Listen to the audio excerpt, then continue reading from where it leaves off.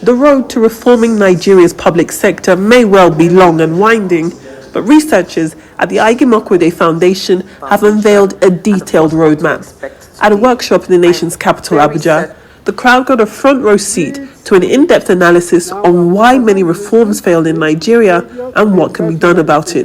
As a foundation, we always like to adopt an evidence-based approach to our interventions, and so we commissioned this research study basically just to understand what were the obstacles, what happened in the past, so we don't make the same mistakes.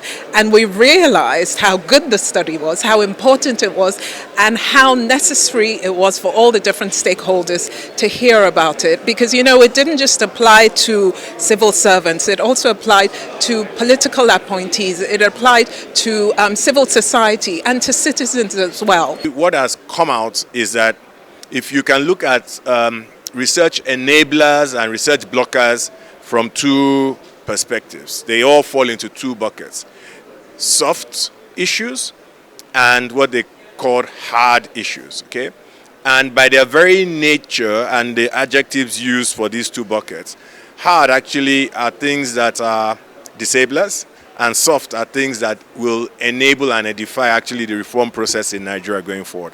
Data in the research was compiled from more than 500 political officials and at least 1,000 other stakeholders.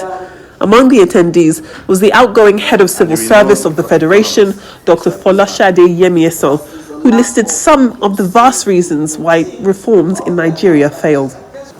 The first is a lack of inclusive implementation strategy framework, poor funding and inadequate budgetary provisions in NDAs to fund the implementation of reforms, lack of skilled manpower, poor communication at planning and implementation stages.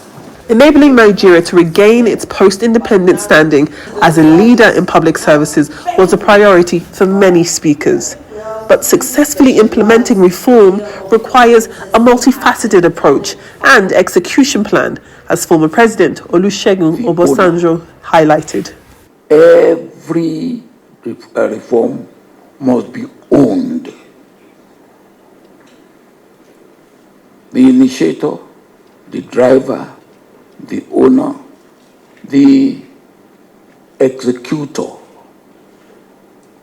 who will execute it. And then the fifth one, the sustainer. The sixth point is that the reform must be accepted.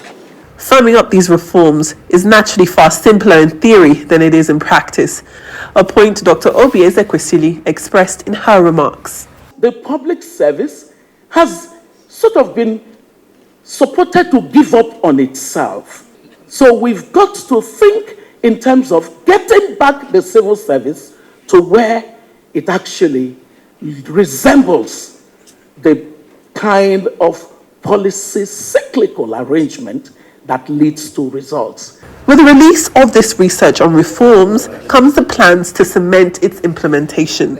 What we're going to do is hold focus group sessions with each of the different stakeholder groups and share in depth all the findings. We will incorporate their feedback, prepare a fresh report, and from that start to develop playbooks that can be applied nationally and subnationally for reforms, but also start to help the average man on the street recognize the necessity of public sector reform. In the instances when reform actually succeeds, one thing that we notice is that there's a lot of transparency in communicating what the objectives are of this reform effort and throughout the reform process. So our next step, of course, is to ensure that the research is well publicized and to go on to the next activity, which is built around, okay, since we know what the enablers and blockers of reform in Nigeria are,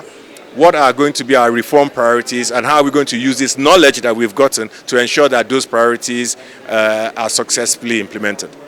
Well, the Nigerian civil service that has been envisioned at this workshop hinges on reforms, absolutely, but definitely a host of recommendations that focus on collaboration, but also the genuine desire to establish a meritocracy from the outset for the benefit of Nigeria and the Nigerians therein.